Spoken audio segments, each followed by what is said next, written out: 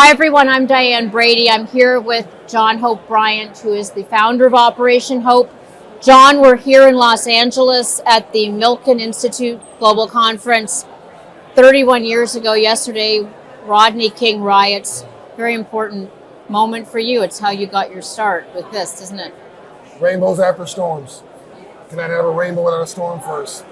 And that was in the streets. Now I'm in the suites. And it's a little bit of a weird feeling because now people are coming to me and trying to extract, resources or contact or whatever it is, But I was the guy 31 years ago trying to get somebody's attention.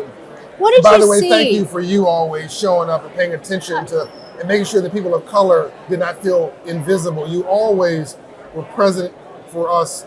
And I'm so thankful for that. Oh, thank you. That's why I was just so honored to do this with you, because the least I could do is to show my presence with you as you've shown your presence for others. You're doing such important work. I want to remind you, what was it you saw? How did you link what happened with, the terrible, attack on Rodney King? How did you link that back to inclusion and finance? Because that really it's been your life's calling, and you've done such important work. You think about nationally, globally. You think about this. Rodney King was the moment that got videotaped 30 years ago. I mean, we see that all the time now, right? Yeah. George Floyd. But back then, that was the first time something got videotaped. So then it was believable. I realized that these were all 500 credit score neighborhoods. You saw a check casher next to a payday loan lender, next to a rent-to-own store, next to a title lender, next to a liquor store, next to a pawn shop. Yeah. And they didn't have any access to capital, credit, at least not prime. Major markets, investors weren't paying attention to them. So I put bankers on a bus. We call it a banker's bus tour.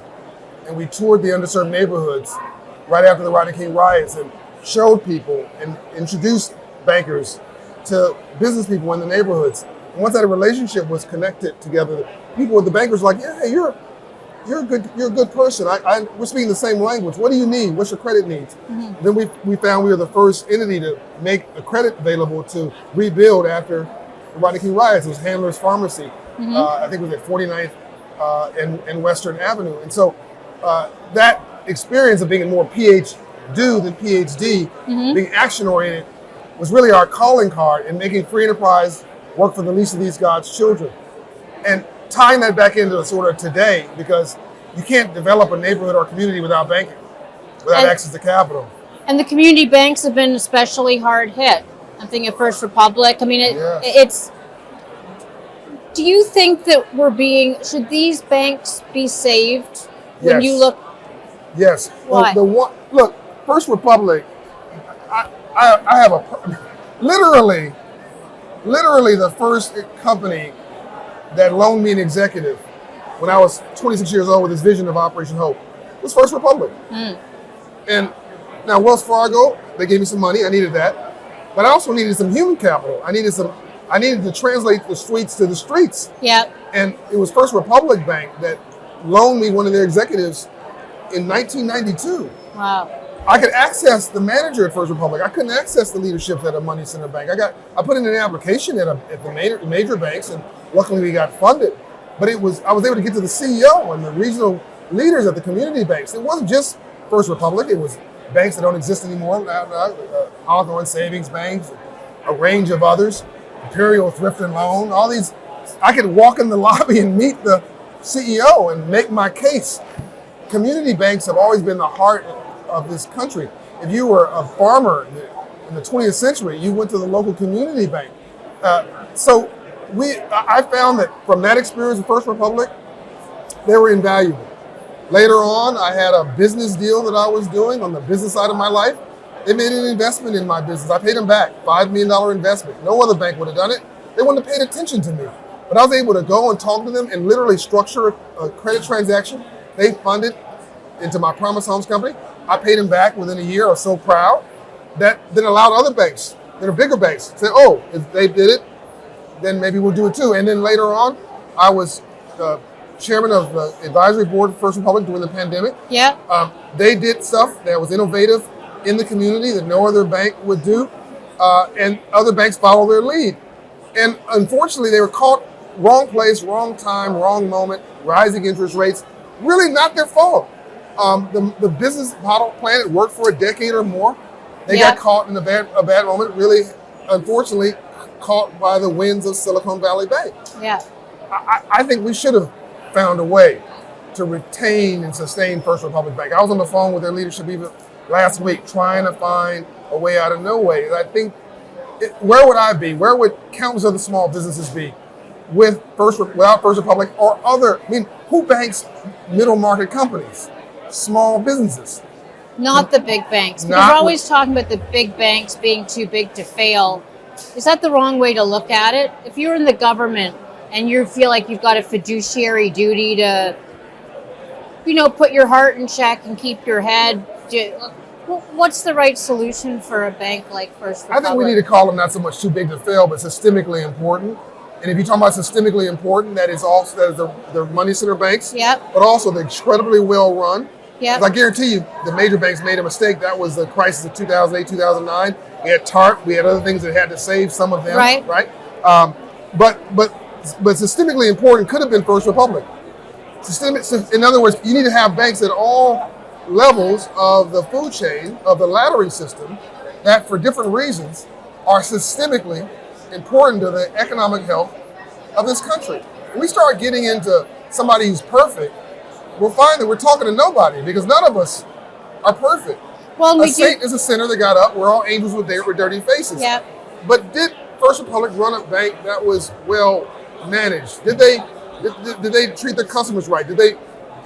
I mean, they bought treasuries, for God's sakes. They made mortgages to people, and yes, they made a long bet on interest rates. But a lot of other people who were really smart made a mistake. The stock market nailed everybody in 2022. It wasn't some people, it was everybody. So I think we need to not be in the blame business. We need to be in the how do we rise business. And I think if First Republic was in China, the Chinese government, and by the way, I'm not a fan of the Chinese government. I think they've hijacked capitalism and cheating at it. I'm just making a case that they would have found that was a bank that was necessary for the growth of the Chinese experience because they want to be the leader of the future world. I think we need to say in America, how do we have a we conversation and not just a me conversation?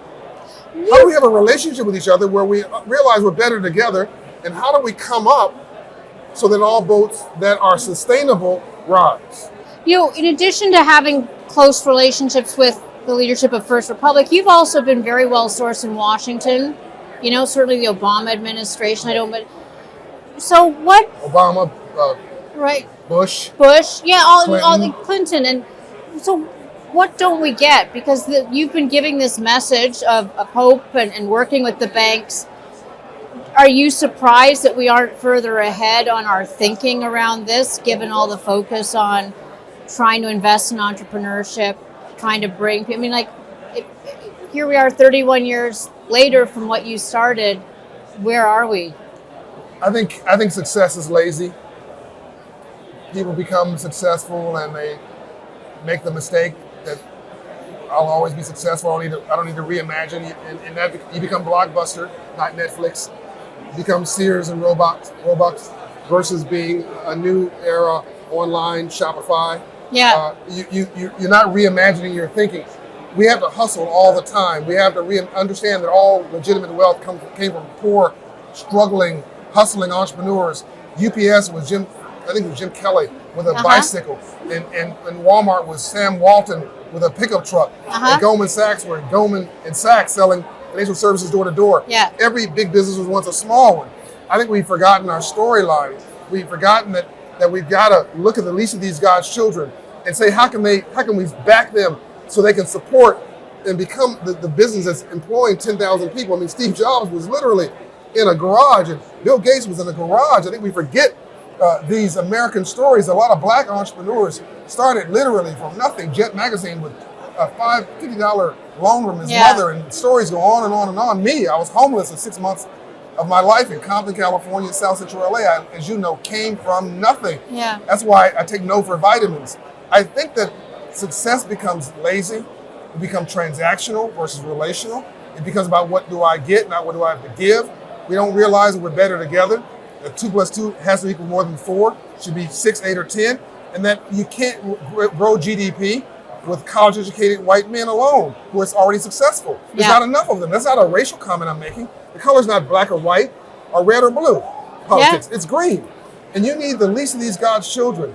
I mean, 70% of this economy is consumer spending. That's why at Operation Hope, backed by a $130 million commitment from Shopify, and I commend them, backed by banks like Wells Fargo, who have new leadership, a new CEO who gets it named Charlie Sharp, backed by Bank of America, who gets it, backed by Truist Banks, Bill Rogers CEO, who get it, who understand there's a pyramid, there's gold at the bottom of this pyramid. They backed this thing called 1MBB, 1 Million Black Business Initiative, along with Toby, the founder of Shopify, $130 million over 10 years, to create 1 million new black businesses, post George Floyd.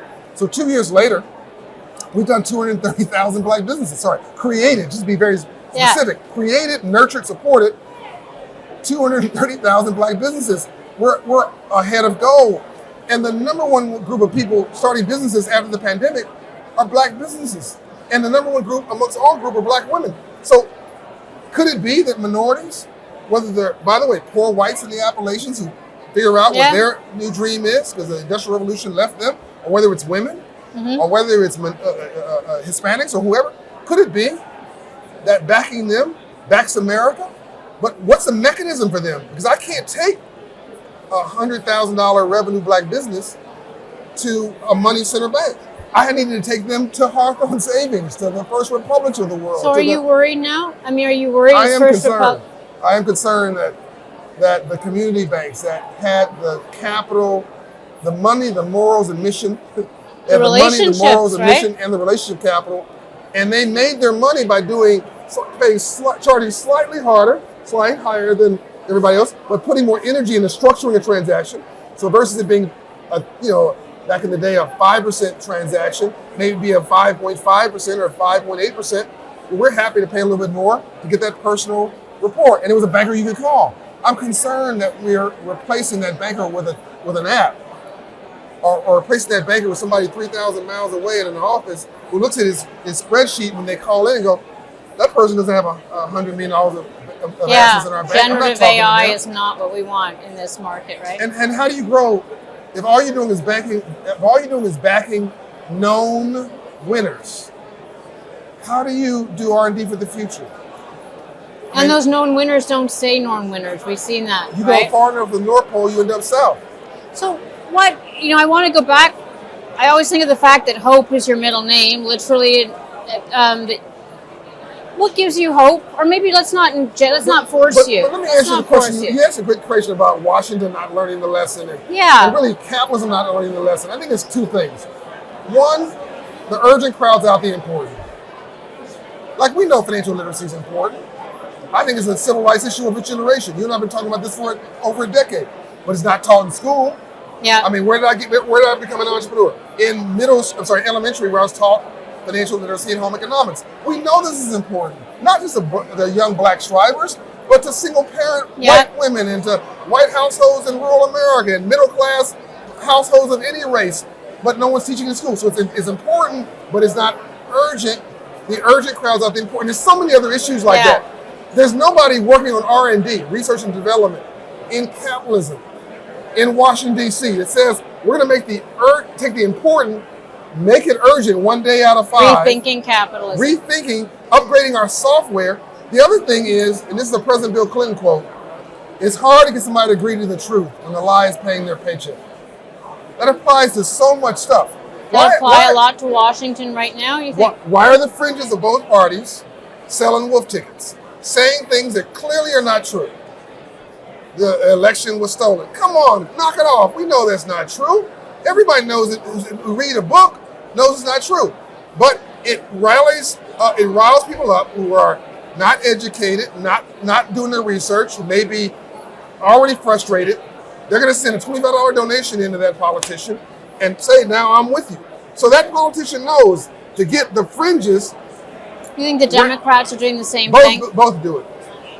Both the radical Democratic Party, the radical Republican Party are both playing this game. It's more vicious, in my opinion, on the radical Republican side, but it's wrong because it doesn't solve a problem.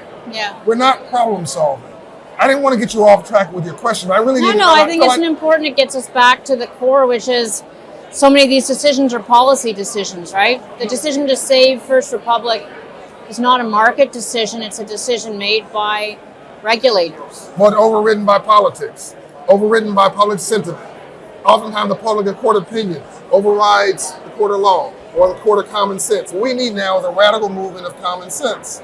That's what this country needs, a radical movement of common sense. The radical middle is what most of us are, but we're not being represented by anybody. So next conversation we have, we're going to talk about the radical middle and how you develop that. And that's how you grow this economy. Yeah. That's how we grow GDP. This country is sustained by a middle class that has expanded since World War II. And if we don't make that bet, if we don't find a way to fill that bucket with more middle class people coming from the bottom into the middle and looking at the top, so that people want to be rich, they want to be wealthy, they don't want to demonize, and they think they can do it. Then they think they can do it. I'll leave you with this. Some of my friends, black, some liberals, say, I hate rich people. My response, no you don't. You hate rich people until you become rich. What you hate is a game system. So to the extent they believe that these folks here are not as smart as them, but somehow they got something that they couldn't, then all of a sudden it's a rejection of this. But if we believe that if I work hard, play by the rules, do the right thing, learn how the system works, and I have a shot at success or failure of my own merit, that's the work of Operation Hope. Yep. All of a sudden, I love it. Yep. That's the dream that's we got to get back. That's what you do. I think that's what you do. Thank Good you. to see you.